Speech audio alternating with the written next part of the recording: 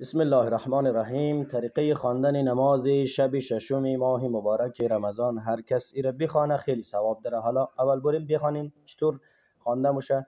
میگه تعدادی از نمازهای نافله، حاجت و استخاره را بیان میکنیم و اما نمازهای ماه مبارک رمضان که از کتاب 40 حدیث شهید رحمت الله علیه نقل گردیده است.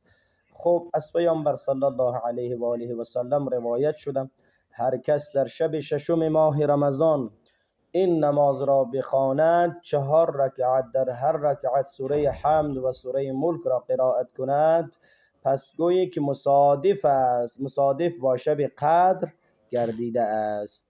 خب دوستان عزیز، ما میخواییم میره به اصطلاح ساده برایشون بیان کنیم چطور خوانده میشه. میگه 4 رکعت است، در هر رکعت چی مثل نماز صبح 2 رکعتی خوانده میشه، در هر رکعت الحمدلله اول خوانده میشه، در جای قل هو الله سوره ملک خوانده میشه که سوره ملک مثلا چطوره؟ در اول جزء 29 بسم الله الرحمن الرحیم تبارک الذی بیده الملک و هو علی كل شیء قدیر الذي خلق الموت والحیات لیبلوکم ایکم احسن عملا. این ادامه داره خیلی مفصله.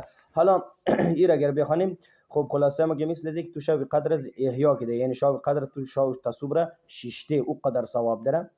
پس سوال ما مثلا میتونم از روی ازی بخوانم، از روی قرآن بخوانم، مثلا قرآن ریزه دیدیس رو بگیرم یا دمین موبایل مثلا در سر نماز استشن میره جای قل هو الله که حفظ ندارم بخوانم، مگه بله اشکالم نداره. در پناه حضرت حق باشید یا علی مدد.